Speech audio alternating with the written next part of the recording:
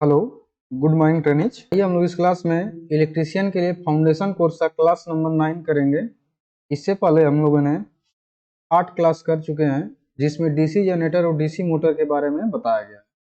ये जो है डीसी मोटर का पार्ट नंबर सेकंड है। एक पार्ट को हम लोगों ने क्लास नंबर 8 में कर चुके हैं। तो आइए देखते हैं हम लोग आगे कल के क्लास में क्या पढ़े हुए थे पिछली कक्षा में।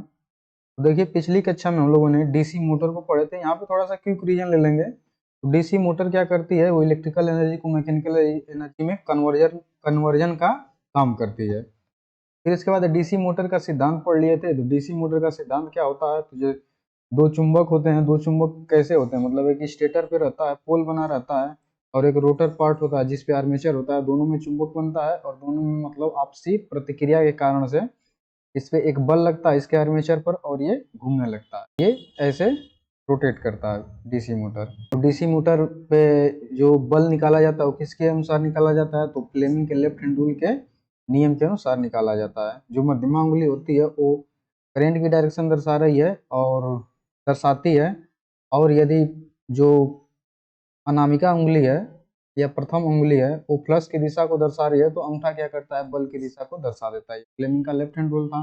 फिर इसके बाद टाइप ऑफ डीसी मोटर पढ़ लिए थे। कितने टाइप के डीसी मोटर हैं, तो जितने टाइप के डीसी जनरेटर होते हैं उतने टाइप के डीसी मोटर भी होते हैं, same to same. Series shunt compound, compound में दो, लॉन्ग शंट, शॉर्ट शंट। फिर उसके बाद क्यूमुलेटिव डिफरेंशियल टाइप के डीसी मोटर होते हैं, वो भी डीसी जनरेटर ऐसे ही होते हैं। तो ये इसके प्रकार हो गए। फिर इसके बाद बैक ईएमएफ पढ़ा गया था। बैक ईएमएफ क्या होता है, उसके आर्मेचर में एक ईएमएफ जनरेट होता है जनरेटर के ही सिद्धांत पे, तो उसी को क्या कहते हैं, बैक ईएमएफ कहते हैं, ईवी को।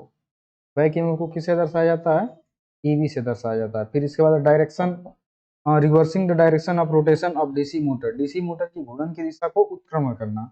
यदि डीसी मोटर है उसकी रोटेशन की दिशा को उल्टा घुमाना है, जैसे पहले घूम रही है उससे उल्टा घुमाना है, तो क्या करना होगा, या तो इसके फील्ड को या तो इसके आर्मेचर को, किसी एक के टर्मिनल को आपस में चेंज कर देंगे तो उसकी डायरेक्शन चेंज हो जाती है। जब टर्मिनल को चेंज करेंगे तो क्या होगा, इसमें करंट की डायरेक्शन चेंज हो जाएगी। जब करंट की डायरेक्शन चेंज होगी तो एक में मैग्नेट दूसरे टाइप का बनाएगा, एक में दूसरे टाइप का, तो उसमें दूसरे डायरेक्शन में ये मोटर घूमने लगेगी। फिर इन सब से क्या किए थे कि हम लोग जो ये सब टॉपिक हैं इनसे कुछ ऑब्जेक्टिव क्वेश्चन को वहाँ पे हल कर चुके थे, जो पिछली कक्षा में उसमें बताया जा चुका है। तो वहाँ पे जा करके आप देख सकते हैं, जो इसमें नीचे लिंक दिया गया है वहाँ पे जा करके आप पिछली कक्षाएं की जो भी वीडियो हैं सब प्राप्त कर सकते हैं, देख सकते हैं, और एक बेहतर नोट बना सकते हैं। तो आइए हम लोग आज की कक्षा में देखते हैं क्या क्या पढ़ने वाले हैं। आज की कक्षा में हम लोग डीसी मोटर स्टार्टर पढ़ेंगे। क्यों स्टार्टर की आवश्यकता होती है, स्टार्टर क्यों लगाया जाता है, कितने टाइप का स्टार्टर होता है इसमें पढ़ेंगे। 2 पॉइंट स्टार्टर को पढ़ेंगे, 3 पॉइंट स्टार्टर को पढ़ेंगे, फिर 4 पॉइंट स्टार्टर को पढ़ेंगे।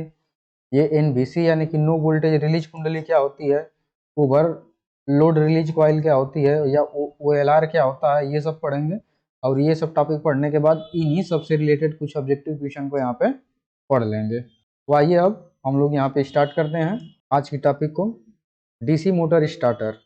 जो डीसी मोटर स्टार्टर होता है, इस स्टार्टर की आवश्यकता क्यों होती है, इसलिए होती है, ये इसमें हम लोग देखेंगे। तो देखिए आवश्यकता क्यों होती है, तो मोटर स्टार्टिंग यानी कि जब स्टार्ट होती है, स्टार्ट होने के पूर्व आर्मेचर स्थिर रहता है। उस समय बैक ईएमएफ विरोधी विद्युत वाहक बल शून्य होता है, इसलिए मोटर अधिक धारा लेती है। इस धारा का मान 2 से 7 गुना तक हो सकता है, क्योंकि आर्मेचर प्रतिरोध न्यूनतम होता है। तो देखिए इस बात को यहाँ पे समझते हैं, बैक ईएमएफ क्या होता है और आर्मेचर अधिक करंट कैसे ले रहा है, इसको यहाँ पे डिटेल में समझ।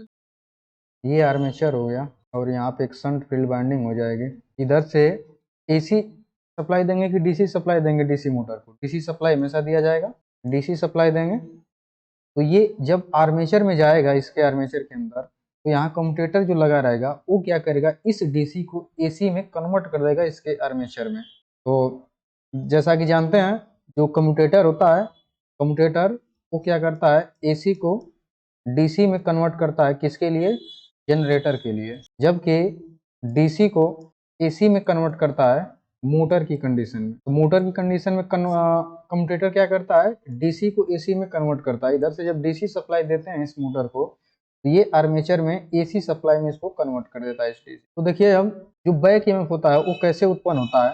तो जब इस मोटर को डीसी सप्लाई देते हैं तो इसके आर्मेचर में IA करंट प्रवाहित होती है और इसमें ISH करंट प्रवाहित होती है। दोनों करंट जब प्रवाहित होती है तो इसमें भी मैग्नेट बनता है, इसमें भी मैग्नेट बनता है और ये जो आर्मेचर होता है घूमने लगता है।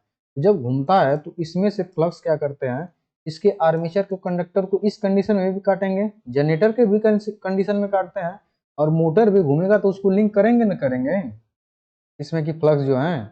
तो जब फ्लक्स इसको लिंक करेगी तो इसमें एक ईएमएफ जनरेट होगा, उसी ईएमएफ को क्या कहते हैं, बैक ईएमएफ कहते हैं, विरोधी विद्युत वाहक बल कहते हैं। ये क्या करता है, यहाँ से जो सप्लाई वोल्टेज देते हैं इसका ये विरोध करता है। कौन विरोध करता है, ईबी विरोध करता है। तो इसी को बैक ईएमएफ कहा जाता है। और ये बैक ईएमएफ कब शून्य होगा और कब मतलब इसका कुछ मान होगा, तो शून्य कब होगा, जब आर्मेचर नहीं घूमेगा। जब मोटर स्टार्ट करेंगे, स्टार्ट करने से पहले मतलब जो बटन दबाएंगे उस समय ये स्थिर रहेगा, तो इसमें कोई ईएमएफ जनरेट होगा, बैक ईएमएफ नहीं जनरेट होगा क्योंकि ये स्थिर रहेगा। उस समय बैक ईएमएफ का मान 0 रहेगा क्योंकि उसकी स्पीड भी 0 रहेगी। और ईबी का मान 0 कैसे होगा, तो ईबी बराबर एक होता है फार्मूला 5PN Z अपान 60 एक फार्मूला होता है।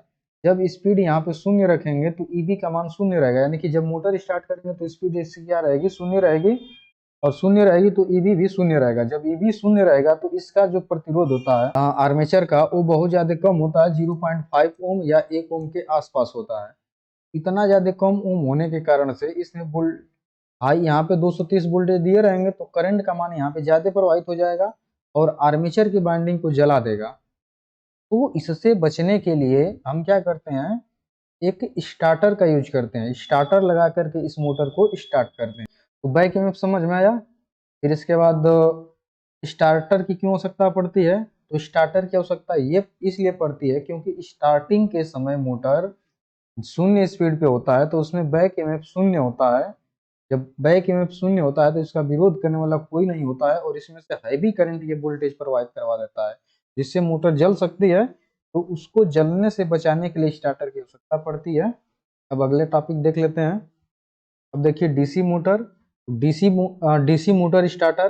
डीसी मोटर स्टार्टर 3 टाइप के होते हैं, एक 2 point starter, 3 point starter, 4 point starter ये होते हैं। जो 2 पॉइंट स्टार्टर होता है वो डीसी सीरीज मोटर के लिए यूज किया जाता है, डीसी मोटर को स्टार्ट करने के लिए किया जाता है। जबकि जो 3 पॉइंट स्टार्टर होता है ये DC shunt and compound motor दोनों को स्टार्ट करने के लिए किया जाता है। लेकिन यहाँ पे स्पीड इसकी क्या रहती है, कांस्टेंट होती है, कांस्टेंट स्पीड, नियत स्पीड के लिए यूज किया है। जबकि 4 पॉइंट स्टार्टर होता है ये भी डीसी शंट और डीसी कंपाउंड मोटर को ही स्टार्ट करने के लिए यूज किया जाता है, लेकिन ये वेरिएबल स्पीड के लिए यूज किया जाता है। वेरिएबल स्पीड के लिए, वेरिएबल स्पीड का मतलब परिवर्तनीय गति, परिवर्तनीय गति के लिए, परिवर्तनीय गति के लिए, और ये नियत गति के लिए यूज किया जाता है, नियत गति के लिए। तो ये ध्यान रखेंगे। 2 point starter DC series motor के लिए, 3 point starter DC shunt and compound motor के लिए, और 4 point starter DC shunt and compound motor के लिए, लेकिन वेरिएबल स्पीड के लिए ये यूज किया जाएगा 4 पॉइंट, जहाँ पे वेरिएबल स्पीड चाहिए। जबकि 3 पॉइंट स्टार्टर कांस्टेंट स्पीड के लिए इसको यूज किया जाता है। ये हो गया। अब अगला देख लेते हैं हम लोग। अभी देखिए 2 पॉइंट स्टार्टर है, इसमें क्या क्या लगा रहता है, यहाँ पे लिख दिया गया है कि डीसी सीरीज मोटर को स्टार्ट करने के लिए 2 पॉइंट स्टार्टर का यूज किया जाता है, जो हम लोग इसको पहले भी पढ़ लिए थे, अभी पढ़े हैं। 2 पॉइंट स्टार्टर का कहाँ यूज करेंगे, डीसी सीरीज मोटर को स्टार्ट करने के लिए। अब देख लेते हैं इसमें कंपोनेंट की क्या क्या होता है, कैसे कैसे इसकी वर्किंग प्रिंसिपल होती है, कैसे कैसे ये वर्क करता है। यहाँ से डीसी सोर्स दिया जाता है, प्लस माइनस है, ये मेन स्विच लगाया गया है, ये फ्यूज लगाया गया है, इस तरीके से सप्लाई जा रही है। ये यहाँ पे इसको स्टार्टिंग आर्म कहा जाता है या स्टार्टिंग हैंडल कहते हैं। ये जो ऐसे देख रहे हैं इस तरीके से, इसे क्या कहते हैं, सॉफ्ट आयरन कीपर कहते हैं। ये जो इस तरीके से बना हुआ है इसे सॉफ्ट आयरन कीपर कहा जाता है, सॉफ्ट आयरन का बना रहता है, उसी पे लगाया जाता है। उसका वो वर्क बताते हैं क्या है, अभी इस पार्ट को समझ लेते हैं क्या क्या कहाँ पे क्या क्या दिया हुआ है। ये जो है यहाँ पे ये स्पाइरल स्प्रिंग है, मतलब इस तरीके से स्प्रिंग है, मतलब स्थिति ऊर्जा स्टोर करने के लिए लगाई जाती है। इसकी भी वर्किंग प्रिंसिपल अभी हम समझेंगे। ये देखिए स्टार्टिंग रजिस्टर है, स्टार्टिंग रजिस्टर, ये है होल्डिंग कॉइल, या इसे नो लोड कॉइल नाम से जाना जाता है, एनएलसी नो लोड कॉइल। ये डीसी सीरीज मोटर के लिए केवल नो लोड कॉइल होती है। फिर इसके बाद ये DC series series field winding है, ये आर्मेचर है। डीसी सीरीज मोटर का ये आर्मेचर है और ये सीरीज फील्ड वाइंडिंग है। इस तरीके से है। अब देखिए इसका वर्किंग प्रिंसिपल समझ लेते हैं। ये स्टार्टिंग हैंडल है, ये ऑफ पोजीशन पे है। तो जब ये ऑफ पोजीशन पे मोटर नहीं स्टार्ट रहेगी, जब क्या करेंगे, इसके हैंडल को पकड़ करके इसको जब इस पोजीशन पे लाएंगे, तो ये होगा क्या कि यहाँ से सप्लाई जब दे देंगे तो ये इस तरीके से सप्लाई जाएगी और इस हैंडल से होते हुए इस रजिस्टर में जाएगी, और इस रजिस्टर में जाएगी इस तरीके से होते हुए ऐसे ऐसे ऐसे एनएलसी में नो लोड कॉइल में जाएगी। फिर एनएलसी से होते हुए ये आर्मेचर जो स्टार्टर का टर्मिनल ए है उससे होते हुए ये सीरीज फील्ड वाइंडिंग हो जाएगी और आर्मेचर को जा करके इस तरीके से सर्किट को अपने क्या कर देगी, कंप्लीट कर देगी। तो जब सर्किट को कंप्लीट कर लेगी तो इसमें से करंट प्रवाहित होने लगेगी, मोटर क्या हो जाएगी, स्टार्ट हो जाएगी।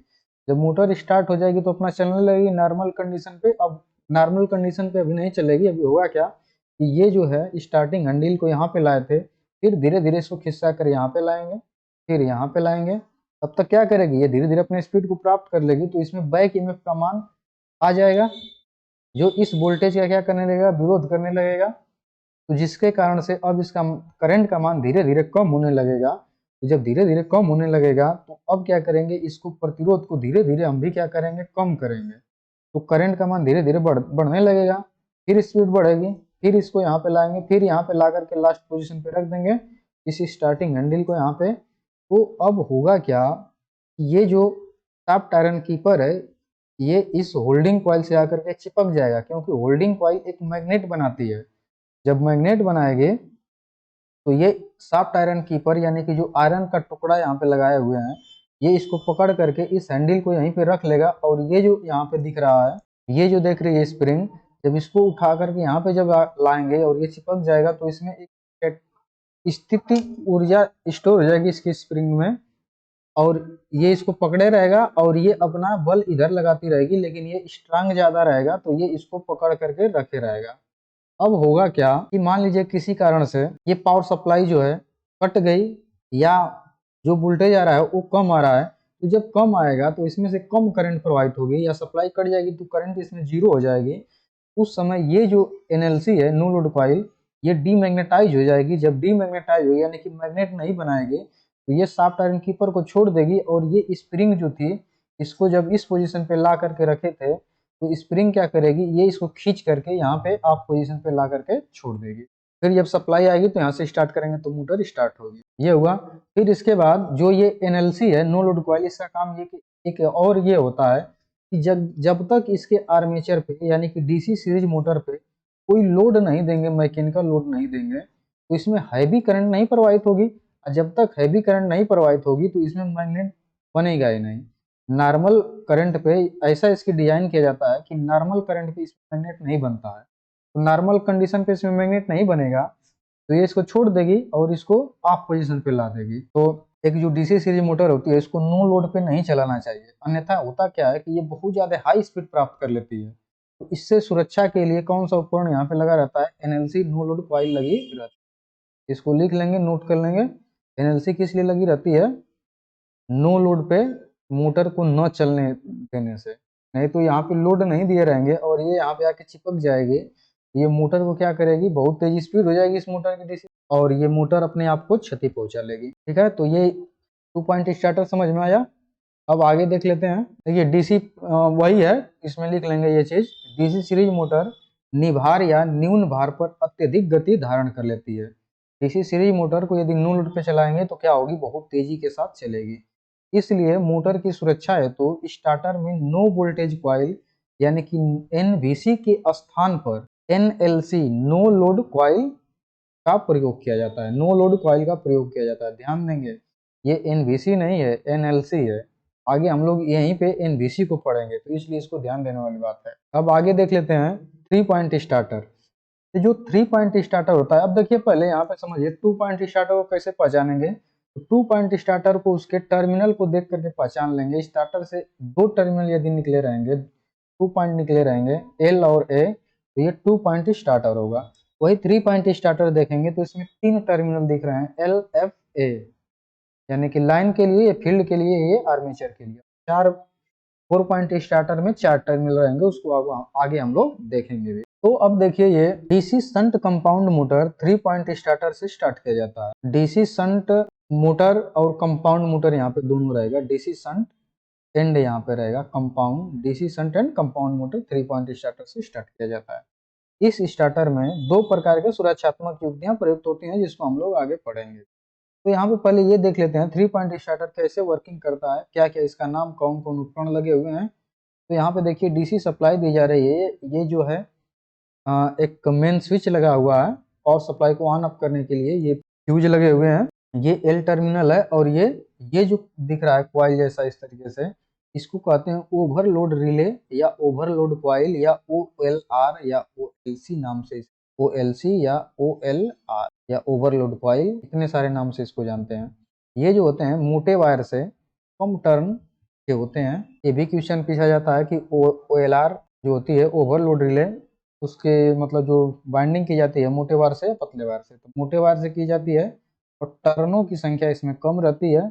ये जाकर के इसके स्टार्टिंग हैंडल से जुड़ा रहता है, ये शाफ्ट आयरन कीपर है, ये जो है स्पाइरल स्प्रिंग लगी हुई है, ये स्टार्टिंग रजिस्टर है, ये जो है NLC है, नहीं सॉरी NVC है, इसे NVC नो वोल्टेज कॉइल भी कहा जाता है, no voltage coil NVC no voltage coil, जबकि इसे एक होल्डिंग कॉइल के नाम से भी जाना जाता है। ये जो है ट्रिपिंग प्लंजर इसे कहते हैं, ये इसको देख रहे हैं, इसे ट्रिपिंग प्लंजर कहा जाता है या ओवरलोड रिले कंटेक्ट नाम से भी जानते हैं। फिर इसके बाद ये शंट फील्ड है और ये आर्मेचर है, डीसी शंट मोटर का ये आर्मेचर है, डीसी शंट मोटर यहाँ पे दिखाया गया। अब देखिए इसका वर्किंग प्रिंसिपल कैसे होता है, कैसे ये वर्क करता है। तो जब इसको डीसी सप्लाई से मेन स्विच को ऑन किया जाता है, ऑन करते हैं, तो डीसी सप्लाई का पॉजिटिव टर्मिनल जो होता है इस तरीके से यहाँ पे पहुंच जाएगा, यहाँ पे आ जाएगा आप पोजीशन पे। जब इसके स्टार्टिंग आर्म को जो हैंडल लगा हुआ है इसको पकड़ करके जब इसको घुमाते हैं, ए पोजीशन पे लाते हैं, तो जब ए पोजीशन पे लाएंगे तो अब देखिए ये सर्किट कहाँ से कहाँ तक जा रही है। तो इस प्रतिरोध से होते हुए ये एक सर्किट आर्मेचर के लिए चली जाएगी, एक आर्मेचर में करंट चली जाएगी। फिर इसके बाद जब ध्यान से देखेंगे तो यहीं से एक टर्मिनल उठ करके यहाँ पे आया है NLC में, नो वोल्टेज कॉइल में, नो वोल्टेज कॉइल से ये होते हुए कहाँ पे जा रहा है, फील्ड वाइंडिंग में चला जा रहा है। तो जब इस स्टार्टिंग हैंडल को यहाँ पे लेके जा रहे हैं तो एक सर्किट में ये प्रतिरोध जुड़ते हुए इसके आर्मेचर में चला जाता है, क्योंकि स्टार्टिंग के समय जब मोटर स्टार्ट होती है तो इसमें EB का मान क्या होता है, 0 होता है। उस कंडीशन में हम क्या करते हैं, इतना प्रतिरोध को इसके सीरीज में जोड़ देते हैं इस आर्मेचर के। तो क्या होगा क्या कि मोटर स्टार्ट हो जाएगी, क्योंकि इसमें भी पावर सप्लाई आ रही है, इसमें भी पावर सप्लाई आ रही है, दोनों को वोल्टेज मिल रहा है, दोनों मैग्नेट बनाएंगे और ये मोटर स्टार्ट हो जाएगी, चलने लगेगी। जब ये कुछ स्पीड प्राप्त कर लेगी तो इसमें कुछ वोल्टेज प्राप्त हो जाएगा, तो जब इसमें कुछ वोल्टेज प्राप्त हो जाएगा तो ये इस वोल्टेज को विरोध करने लगेगा, जिससे करंट का मान सीमित हो जाएगा, कम हो जाएगा।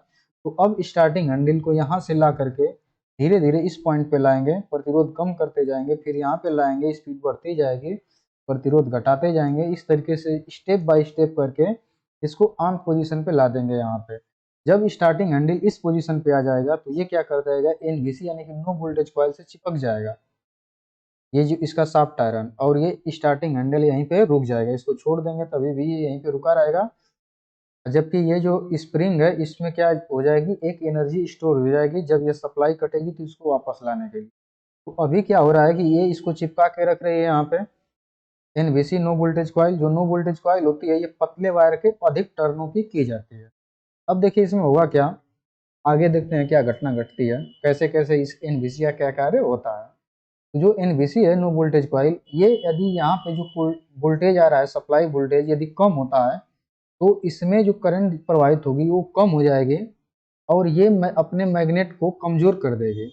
जब अपने मैग्नेट को कमजोर कर देगी तो ये शाफ्ट आयरन इसको छोड़ देगा, छोड़ करके आप पोजीशन पे आ जाएगा। तो ये इसका कार्य क्या हो गया, एक देखिए पहला कार्य क्या है, इस शाफ्ट आयरन को पकड़ करके रखना। दूसरा काम क्या है, कम वोल्टेज होने पे स्टार्टिंग आर्म को छोड़ देना, यानी कि मोटर को बंद कर देना एक तरह से। फिर इसके बाद जब पावर सप्लाई कट जाती है तभी भी ये डीमैग्नेटाइज हो जाएगी, अपना मैग्नेट खो देगी, तो ये शाफ्ट आयरन को छोड़ देगी और मोटर बंद हो जाएगी। यानी कि सप्लाई कटने पे ये मोटर को ऑफ पोजीशन पे लाने का भी कार्य करती है। तो इसके 3 कार्य हो गए, अब देखते हैं ओवरलोड कॉइल या ओवरलोड रिले का क्या कार्य होता है। तो जो ओवरलोड कॉइल होती है, नाम से समझ में आ रहा है कि ओवरलोड, तो जब इस मोटर पे ओवरलोड लोड देंगे, मैकेनिकल लोड इस पे ज्यादा दे देंगे, तो इसमें से हैवी करंट प्रवाहित होगी। इसमें से मतलब ज्यादा लोड दिए तो हैवी करंट प्रवाहित होगी, अधिक करंट प्रवाहित होने लगेगी। तो ये इस सर्किट से क्या करेगी, अधिक करंट लेने लगेगी। जब अधिक करंट लेगी तो ये ओवरलोड रिले स्ट्रांग मैग्नेट बनाएगा और इस ट्रिपिंग प्लंजर को अपनी तरफ खींच देगा। तो जब खींच देगा तो ये दोनों जो दिख रहे हैं ये ऊपर जाएंगे, तो इसको दोनों को शॉर्ट सर्किट करा देगा। जब शॉर्ट करा देगा, तो जब शॉर्ट इस तरीके से करा देगा तो होगा क्या, ये कॉइल शॉर्ट हो जाएगी, इसमें अब कोई करंट नहीं जाएगा, एनवीसी में कोई करंट नहीं जाएगा।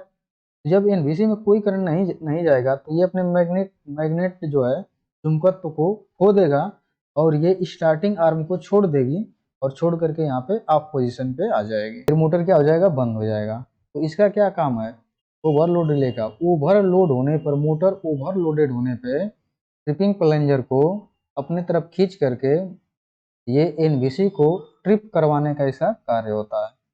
यानी कि ओवरलोड से सुरक्षा के लिए कौन सा उपकरण इसमें लगा है, ओवरलोड रिले लगाया गया है। आगे देखते हैं। देखिए, दो सुरक्षात्मक युक्तियां लगी रहती हैं 3 पॉइंट स्टार्टर में। एक नो वोल्टेज रिलीज कॉइल होता है जिसे एनवीसी नाम से भी जाना जाता है। एनवीसी रहेगा, एनवीसी नो वोल्टेज कॉइल, या इसे नो वोल्टेज रिलीज कॉइल भी नाम से जाना। तो इसमें देखते हैं, यह एक लघु इलेक्ट्रोमैग्नेट होता है। छोटा सा क्या होता है, एक इलेक्ट्रोमैग्नेट होता है। इलेक्ट्रोमैग्नेट का मतलब एक कोर रहेगी, इसी कोर पे क्या किया जाएगा, बाइंडिंग ऐसे कर दी जाएगी, उतार निकाल लिया जाएगा, उसे इलेक्ट्रोमैग्नेट कर दिया जाएगा। तो जो ये एनवीसी होती है ये पतले वायर से और अधिक टर्नों की होती है। तो इसमें लिखा भी है, इसे मृदु लोहे के ढांचे पर, मृदु लोहे के कैसे, मृदु लोहे के ढांचे, मृदु का मतलब यहाँ पे सॉफ्ट है, सॉफ्ट आयरन के ढांचे पर कापर के पतले तारों को लपेट कर बनाया जाता है। इसमें टर्नों की संख्या अपेक्षाकृत अधिक होती है। इसे शंट फील्ड वाइंडिंग के श्रेणी में संबंध किया जाता है। जब शंट फील्ड वाइंडिंग से होकर धारा गुजरती है तब यह कॉइल चुंबकित होकर स्टार्टिंग हैंडल के सॉफ्ट आयरन कीपर को आकर्षित किए रहती है। इसको भी हम लोग पढ़ भी लिए हैं, समझ भी लिए हैं और यहाँ पे इसको लिख भी लेंगे इस तरीके। अब आगे देख लेते हैं। आगे है ये ओवरलोड रिलेज कॉइल, या इसे क्या कहते हैं, OLR कहा जाता है, ओवरलोड रिले, या OLC नाम से जानते हैं, ओवरलोड कॉइल या ओवरलोड रिलीज कॉइल के नाम से भी जानते हैं।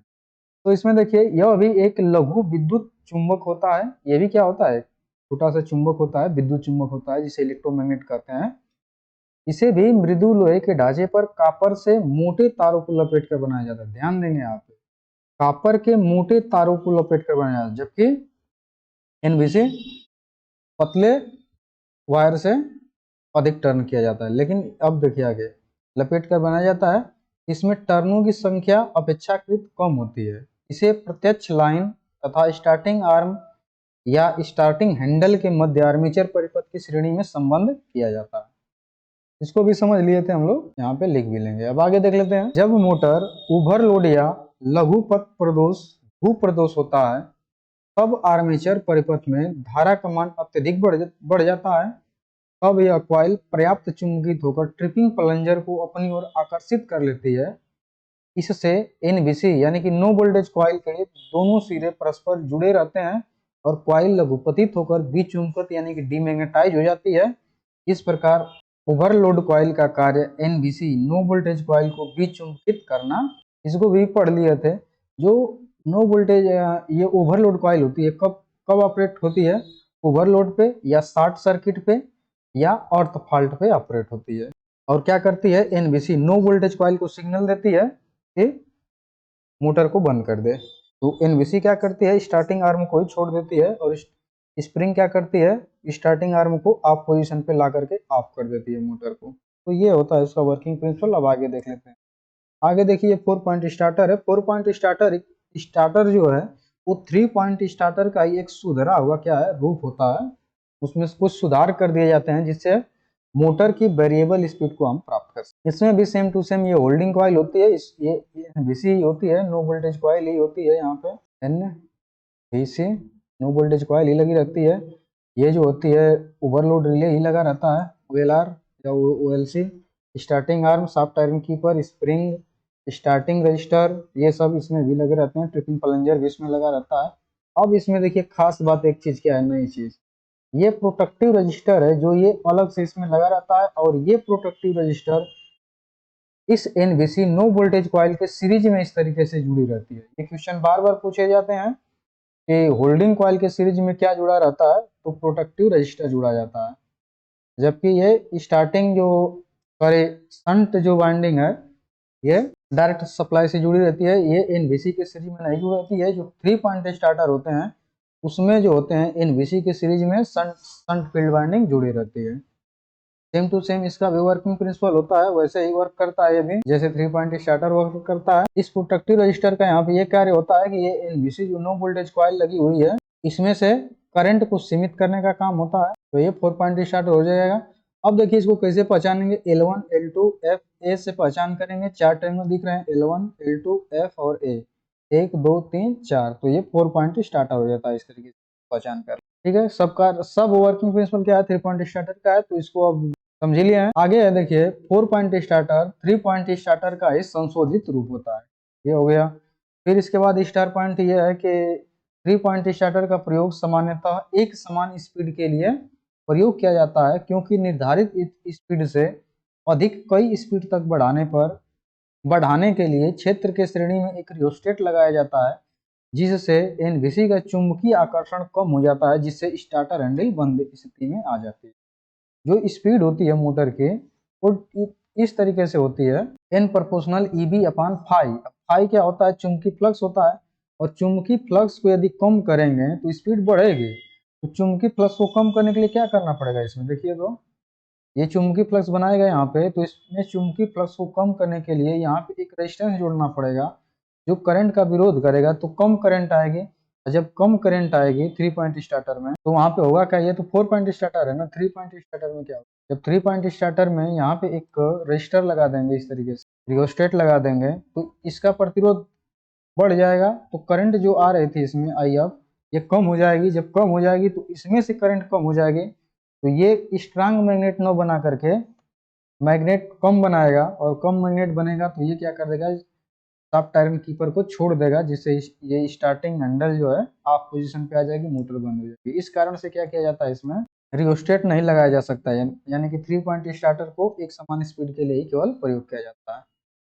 तो ये बात समझ में आई। अब आगे देख लेते हैं। स्टार पॉइंट ये भी है जहां पर मोटर की निर्धारित गति से अधिक कई गतियों की आवश्यकता होती है, 4 पॉइंट स्टार्टर का प्रयोग किया जाता है। यहाँ पे कैसा मतलब जगह पे यूज करेंगे 4 पॉइंट स्टार्टर, यहाँ पे रेटेड गति जो है, निर्धारित गति है, उससे अधिक गति प्राप्त करनी है या कम गति प्राप्त करनी है, वहां पे क्या करते हैं, 4 पॉइंट स्टार्टर का यूज करते हैं। वैसे कम गति नहीं प्राप्त करेंगे, इससे अधिक ही गति प्राप्त होगी, कम नहीं प्राप्त होती है। तो यहाँ पे अधिक गति प्राप्त करनी होती है, वहां पे 4 पॉइंट स्टार्टर का यूज करते हैं। फिर अगला क्वेश्चन मतलब स्टार पॉइंट है कि 4 पॉइंट, यहाँ पे पॉइंट रहेगा, 4 पॉइंट स्टार्टर में एनवीसी या होल्डिंग कॉइल रहेगा, क्षेत्र में होल्डिंग कॉइल क्षेत्र के श्रेणी में नहीं जुड़ी होती है। ये स्टार पॉइंट है, ध्यान देंगे। 4 पॉइंट स्टार्टर में एनवीसी नो वोल्टेज कॉइल या होल्डिंग कॉइल क्षेत्र के श्रेणी में नहीं जुड़ी रहती है। किसके श्रेणी में जुड़ी रहती है, प्रोटेक्टिव रजिस्टर के श्रेणी में जुड़ी रहती है, ये बात ध्यान देंगे। अगला क्वेश्चन देख लेते हैं, सॉरी अगला मतलब टॉपिक देखते हैं। देखिए क्वेश्चन है, अगला क्वेश्चन है हम लोगों का, अब ऑब्जेक्टिव क्वेश्चन है, कुछ जो अभी जो टॉपिक पढ़े हैं उससे रिलेटेड कुछ ऑब्जेक्टिव क्वेश्चन यहाँ पे हम लोग हल कर लेते हैं। तो ये क्वेश्चन दिया है कि एक 0.4 ओम आर्मेचर रजिस्टर तथा 420 वोल्ट रेटेड वोल्टेज वाली डीसी शंट मोटर के आर्मेचर में आरंभिक धारा स्टार्टिंग करंट का मान ज्ञात कीजिए। स्टार्टिंग करंट का मान पूछ रहा है और कह रहा है कि आरंभिक धारा को 50 एम्पीयर तक सीमित रखने के लिए प्रयुक्त स्टार्टर का प्रतिरोध भी ज्ञात करना है। तो देखिए क्वेश्चन में जो कह रहा है कि यदि ये स्टार्टर नहीं लगाए रहेंगे यहाँ पे, तो ये मोटर कितना करंट लेगी, और जब स्टार्टर लगाएंगे तो उसको 50 एम्पीयर तक सीमित रखने के लिए इस स्टार्टिंग रजिस्टर का मान कितना रखेंगे, ये पूछे। अब देखिए यहाँ पे एक बना लेते हैं, यहाँ पे डीसी शंट मोटर, फिर उसको हल करेंगे। वैसे ये हो गया आर्मेचर इसका, ये होगी इसकी शंट फील्ड वाइंडिंग। अब कह रहा है कि इसका आर्मेचर का प्रतिरोध कितना है, 0.4 ओम है, और इसको पावर सप्लाई जो दी जा रही है वो 420 वोल्टेज की पावर सप्लाई दी जा रही है। आरंभिक धारा का मान ज्ञात करना है। जब इसको स्टार्ट करेंगे उस समय धारा का मान ज्ञात करना। तो स्टार्टिंग करंट निकालने के लिए क्या कर देंगे, फार्मूला लगा देंगे, ओम का नियम लगा देंगे।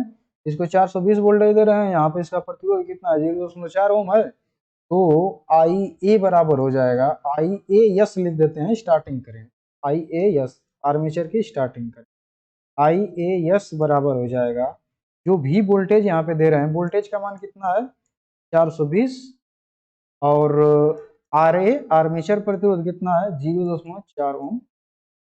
तो यहाँ पे भी बटे आर ए कर देंगे तो आई ए यस का मान निकल जाएगा स्टार्टिंग करंट आर्मेचर का।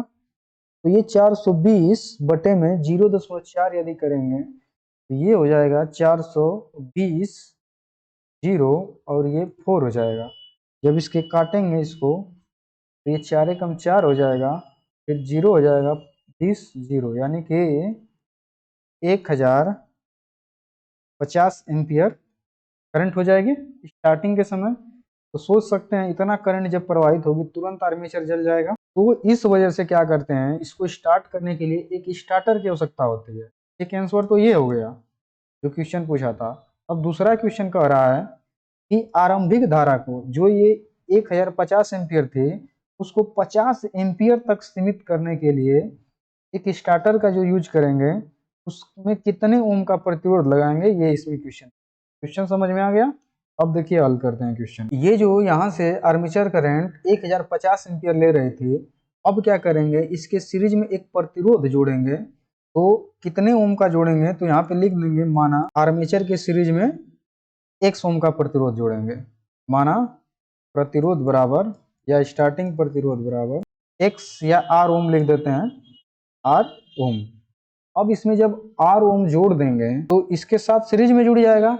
उस समय आर्मेचर करंट का मान 50 रखना है, तो एक फार्मूला बन जाएगा यहाँ पे, आई ए बराबर भी अपान R A plus R, R A दिया हुआ है, भी दिया हुआ है, आई ए भी दिया है, तो आर निकाल सकते हैं। तो इसको जब हल करेंगे तो आई ए को कितना सीमित करना है, देखिए 50 एम्पियर, तो यहाँ पे 50 एम्पियर लिख देंगे बराबर वोल्टेज का मान 420 बटे में आर ए का मान दिया है 0.4 ओम प्लस आर का मान निकाल देना है। तो अब इसको हल कर देते हैं, यहाँ पे 50 ये क्रॉस मल्टीप्लाई करवा देंगे तो 0.4 प्लस आर इजिकल टू 420 हो जाएगा। अब इसको अंदर गुणा करवा देते हैं तो ये हो जाएगा 50 चौके 200, ये 20 हो जाएगा, दशमलव लगा देंगे तो प्लस 50 आर बराबर 420, तो 50 आर बराबर 400 हो जाएगा। तो आर बराबर कितना हो जाएगा, घटा देंगे तो 8 ओम आ जाएगा। तो इसके सीरीज में कितना प्रतिरोध लगाना रहेगा, 8 ओम का प्रतिरोध लगा देंगे तो करंट कितना सीमित हो जाएगी, 50 एम्पियर केवल प्रवाहित होगी स्टार्टिंग के समय। तो इस तरीके से हम क्या करते हैं, एक डीसी मोटर के स्टार्टर को स्टार्टिंग प्रतिरोध को डिजाइन करके इसे लगा। तो ये एक आंसर ये हो जाएगा, जो ये क्वेश्चन था इसका 2 आंसर था, एक ये और ये, इस तरीके से निकाला जाएगा। अब अगला देख लेते हैं क्वेश्चन। देखिए यहाँ पे वही है, 3 पॉइंट स्टार्टर है, कैसे मतलब कि कम करना है। तो इसके सीरीज में ये प्रतिरोध लगाया गया है ना, ये वाला, ये जो ऊपर है, तो इसी का ओम कितना यहाँ पे लगाना पड़ेगा, 8 ओम का प्रतिरोध लगाना पड़ेगा। तो इसमें से आर्मेचर करंट 50 एम्पियर तक सीमित हो जाएगी, केवल 50 एम्पियर प्रवाहित होगी। यदि ये 8 ओम का प्रतिरोध नहीं लगाएंगे तो कितना प्रवाहित होगी, 1050 ओम एम्पियर प्रवाहित होगी। अब अगला क्वेश्चन देख लेते हैं। एक 400 वोल्ट की डीसी शंट मोटर का आर्मेचर रेजिस्टेंस 1 ओम है। इसकी आर्मेचर परिवर्तन यानी कि स्टार्टिंग धारा ज्ञात कीजिए। इसके आर्मेचर सर्किट में कितना प्रतिरोध और जोड़ा जाए ताकि आर्मेचर धारा 480 ओम तक ही सीमित रहे। तो देखिए अब इसको कैसे हल करेंगे। तो देखिए वैसा एक क्वेश्चन है जो अभी हम लोग हल किया है, और है कि 440 वोल्ट की डीसी शंट मोटर है। तो डीसी शंट मोटर यहाँ पे बना लेते हैं तरीके से। देखिए दे दिया है वोल्टेज 440 वोल्ट, 440। ऐसी सवाल हल करने के लिए जो जो दिया रहता है उसको ऐसे ऐसे लिख लेते हैं, ये सवाल आसानी से हल हो जाती है। आर्मेचर रेजिस्टेंस दिया है 1 ओम, 1 ओम लिख दिया आर्मेचर प्रतिरोध। कह रहा है कि आर्मेचर धारा 480 तक सीमित करना है। फिर पूछ रहा है कि आर्मेचर स्टार्टिंग के समय धारा कितना लेगी, जब तक स्टार्टर नहीं लगा रहेंगे तब कह रहा है। तो सेम टू सेम सवाल है। देखिए V बराबर 440 वोल्ट, और आर ए बराबर आर्मेचर प्रतिरोध कितना दिया हुआ है, 1 ओम दिया हुआ है। तो आर्मेचर करंट निकाल सकते हैं स्टार्टिंग के समय। स्टार्टिंग के समय आर्मेचर करंट बराबर V upon R A, V का मान 440 बटे 1 ओम। तो ये 440 एम्पियर धारा लेने लगेगी। अब क्या करेंगे, अब क्वेश्चन देखिए समझिए। कह रहा है कि इसको यहाँ पे गलत दिया हुआ है, लिखा गया है इसमें 40 एम्पियर होना चाहिए। 40 एम्पियर है, 408 नहीं है, सही कर लेंगे इसको 40 एम्पियर। तो 40 एम्पियर धारा सीमित करने के लिए स्टार्टर में कितना प्रतिरोध जोड़ेंगे ये पूछ रहा है, या आर्मेचर सर्किट में कितना प्रतिरोध। यहाँ पे लिख देते हैं, माना आर्मेचर धारा को 40 एम्पियर सीमित करने के लिए आर्मेचर सर्किट में R ओम का प्रतिरोध जोड़ा जाएगा। अब बना देंगे, फार्मूले बना देंगे। आई ए बराबर हो जाएगा V बटे आर ए प्लस आर हो जाएगा। अब इससे आई ए देखिए, आर्मेचर करंट को कितना सीमित करना है, 40 एम्पियर। V वोल्टेज का मान कितना है, 440 बटे में आर ए का मान 1 है, प्लस आर हमें निकालना है कितना ओम प्रतिरोध जोड़ेंगे। हल कर देते हैं, तो जब इसको हल करेंगे तो ये 40 प्लस 40 आर हो जाएगा बटे में 440। तो ये 40 आर बराबर 400, तो आर बराबर 10 ओम आ जाएगा। तो इसका सही आंसर क्या हो जाएगा, 10 ओम। तो ये एक आंसर ये हो जाएगा, एक आंसर ये हो जाएगा इस क्वेश्चन। इस तरीके से इसको हल करेंगे। ये सब आसान क्वेश्चन होते हैं। और ये जो स्टार्टर होते हैं, यदि आप उसको डिजाइन करते हैं, आप एक स्किल सीख रहे हैं, स्किल अपने अंदर लाना चाह रहे हैं, सोच रहे हैं कि एक मोटर है, डीसी मोटर है, उसका स्टार्टर खुद मैं डिजाइन करूं, तो इस तरीके से कैलकुलेशन करके उसमें स्टार्टिंग प्रतिरोध को लगा करके डिजाइन करो। ये सब आना चाहिए, क्योंकि आप एक इंजीनियरिंग कर रहे हैं, इंजीनियरिंग क्षेत्र में है, तो आपको एक स्टार्टर खुद बनाने आना चाहिए, डिजाइन करने आना चाहिए। ये सब स्किल आपके अंदर होना चाहिए। यदि ऐसी स्किल नहीं है तो आपको ये इंजीनियरिंग क्षेत्र में आना ही बेकार है। ये आपके अंदर स्किल आना चाहिए। इलेक्ट्रीशियन से इलेक्ट्रीशियन का स्किल आना चाहिए। यदि नहीं आ रहा है तो फिर बेकार है आपका करना। अगला क्वेश्चन है, what is the purpose of series register connected with holding coil in A DC 4 point starter. DC 4 point starter में होल्डिंग कॉइल से जुड़े श्रेणी प्रतिरोध का उद्देश्य क्या है। तो क्या उद्देश्य होता है ये बताना है।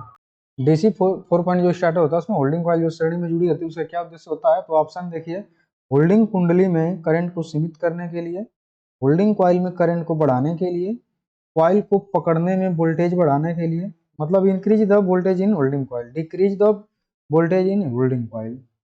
तो किस उद्देश्य से लगाया जाता है, यहाँ पे देखिए, ये होल्डिंग कॉइल है, 4 पॉइंट स्टार्टर है, ये होल्डिंग कॉइल है। इसके सीरीज में देखेंगे इस तरीके से, तो ये प्रोटेक्टिव रजिस्टर लगाया गया है। इसका किस उद्देश्य से लगाया गया है, करंट को सीमित करने के लिए लगाया जाता है। क्या करने के लिए, करंट को सीमित। तो इसका ए ऑप्शन क्या कह रहा है, limit the current in holding coil, holding कुंडली में करंट को सीमित करने के लिए इसका सही ऑप्शन है।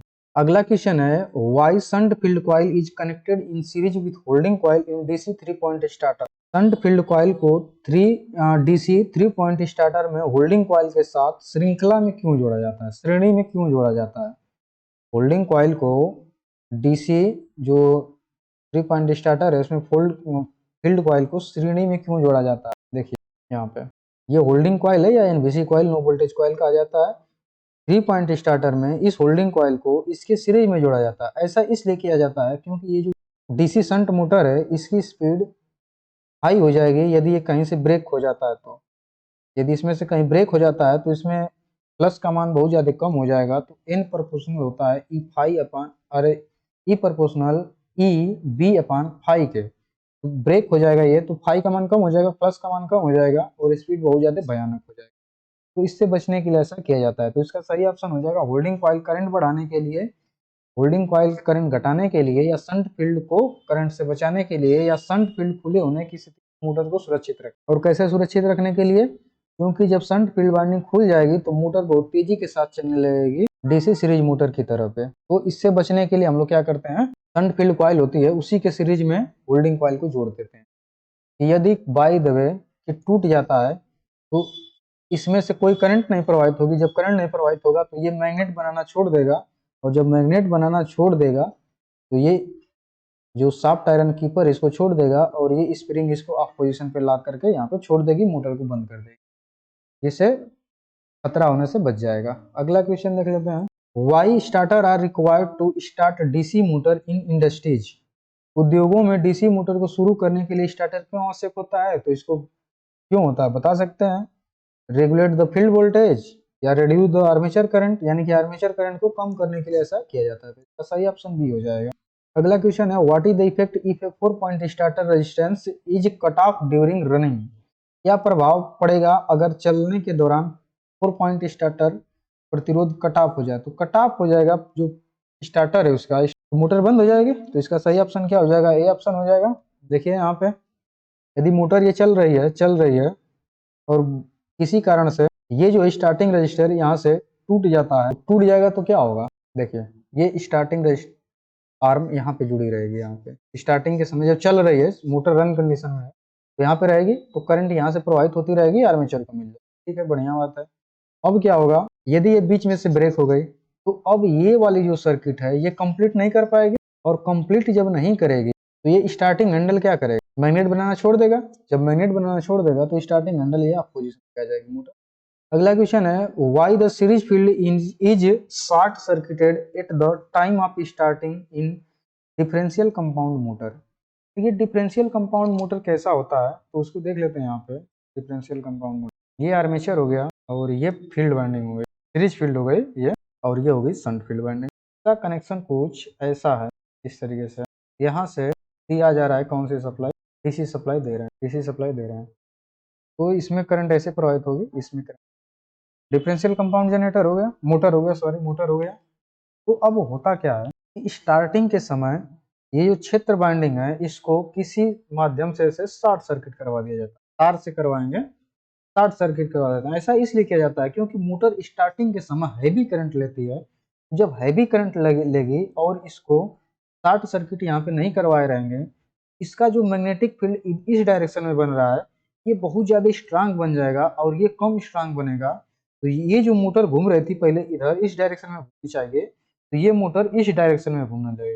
इस वजह से क्या किया जाता है कि स्टार्टिंग को जो डिफरेंशियल कंपाउंड मोटर होती हैं उसको स्टार्ट करने से पहले उसके सीरीज फील्ड वाइंडिंग को क्या कर देते हैं, शॉर्ट सर्किट करवा देते हैं।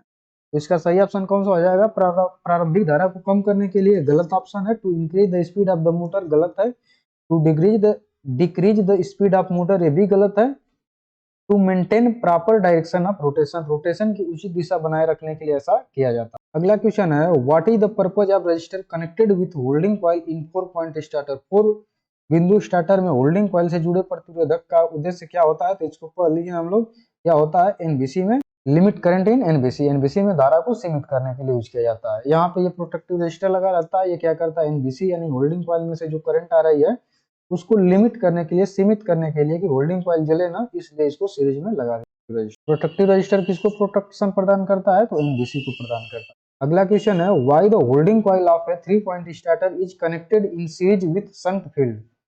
3 पॉइंट स्टार्टर के होल्डिंग कॉइल को शंट फील्ड के साथ श्रेणी में क्यों जोड़ा जाता है? 3 पॉइंट स्टार्टर के होल्डिंग कॉइल को शंट फील्ड के साथ श्रेणी में क्यों जोड़ा जाता है? इसको हम लोग पढ़ चुके हैं। तो देखिए इसमें क्या करने के लिए जोड़ा जाता है, लोड करंट को सीमित करने के लिए, कम वोल्टेज से पर मोटर को चलाने के लिए, या प्लंजर को ठीक से पकड़ने के लिए, या उच्च गति से मोटर की रक्षा करने के लिए। तो यही इसका सही ऑप्शन है, क्योंकि मोटर हाई स्पीड से न चलने लगे, इस वजह से क्या किया जाता है, शंट फील्ड वाइंडिंग को श्रेणी में जोड़ा जाता है। किसके? होल्डिंग कॉइल के 3 पॉइंट स्टार्टर में। जबकि 4 पॉइंट स्टार्टर में होल्डिंग कॉइल को एक प्रोटेक्टिव रजिस्टर के माध्यम से सीरीज में जोड़ा जाता है। जबकि 3 पॉइंट स्टार्टर में होल्डिंग कॉइल को शंट फील्ड वाइंडिंग के साथ श्रेणी में जोड़ा जाता है।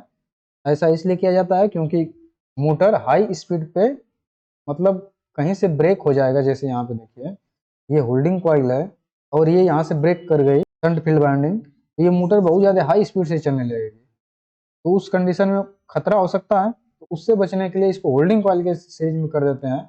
जब इसके सीरीज में करेंगे तो यहाँ पे यदि ओपन सर्किट होगा तो होल्डिंग कॉइल में से कोई करंट नहीं प्रवाहित होगी और यहाँ पे मैग्नेट नहीं बनेगा इस होल्डिंग कॉइल में। तो इस जो है ये शाफ्ट आयरन कीपर को ये होल्डिंग कॉइल छोड़ देगी और ये स्प्रिंग इसको ऑफ पोजीशन पे ला करके मोटर को बंद कर। अगला क्वेश्चन देख लेते हैं। अगला क्वेश्चन है what is the purpose of NBC connected in series with the field in 3 point starter. 3 बिंदु स्टार्टर में क्षेत्र के साथ श्रृंखला में जुड़े एनबीसी का उद्देश्य क्या होता है? सेम टू सेम वही क्वेश्चन पूछा जा रहा है। देखिए क्या होता है, बल्ला गुण को सुधारने के लिए, फील्ड करंट को कम करने के लिए, बैक ईएमएफ को कम करने के लिए, गति में वृद्धि को रोकने के लिए, अगला क्वेश्चन देख लेते हैं। यही चीज है, ये एनबीसी को क्यों जोड़ा जाता है? तो स्पीड को बढ़ने से रोकने के लिए। कब? जब ये फॉल्टी कंडीशन में होगा तब। अगला क्वेश्चन है, देखिए how many type of DC motor starter are used in, कह रहा है कि जो डीसी मोटर होता है, जो डीसी मोटर के लिए स्टार्टर यूज किए जाते हैं, प्रयोग किए जाते हैं, वो कितने टाइप के होते हैं ये पूछ रहा है।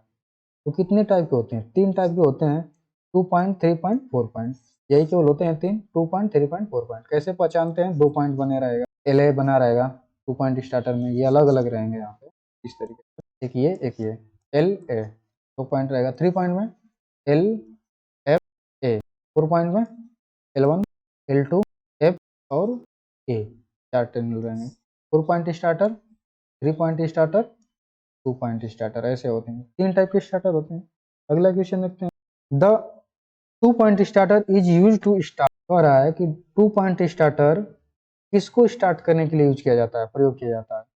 तो डीसी सीरीज मोटर को स्टार्ट करने के लिए किया जाता है। इसमें क्या लगा रहता है? नो लोड रिले लगा रहता है या एनएलसी लगी रहती है, नो लोड कॉइल लगी। 2 पॉइंट स्टार्टर किसको स्टार्ट करने के लिए? डीसी सीरीज मोटर को स्टार्ट करने। अगला क्वेश्चन है, DC motor 3 point starter is used for starting. 3 point starter किस मोटर को, यानी किस डीसी मोटर को स्टार्ट करने के लिए प्रयोग किया जाता है? तो किस मोटर को स्टार्ट करने के लिए प्रयोग किया जाता है? DC shunt and compound motor को स्टार्ट करने, दोनों के लिए यूज किया जाता है। डीसी शंट और कंपाउंड दोनों के लिए यूज किया जाता है 3 पॉइंट स्टार्टर, पॉइंट रहेगा यहाँ। अगला क्वेश्चन है, how the shunt field is connected with 3 point starter. Shunt field के साथ 3 पॉइंट स्टार्टर में मतलब कैसे कनेक्शन होता है, पूछ रहा है कि 3 पॉइंट स्टार्टर के साथ शंट फील्ड वाइंडिंग को कैसे कनेक्ट किया जाता है, कैसे जोड़ा जाता है? तो ऑप्शन दे रहा है कि in parallel with holding coil and series with line. फिर बी ऑप्शन कह रहा है in parallel with holding coil and parallel with line, मतलब कह रहा है कि लाइन के साथ और होल्डिंग कॉइल के साथ भी दोनों पैरेलल में जुड़े रहते हैं। In series with the holding coil and across the line, in series with the holding coil and series with line.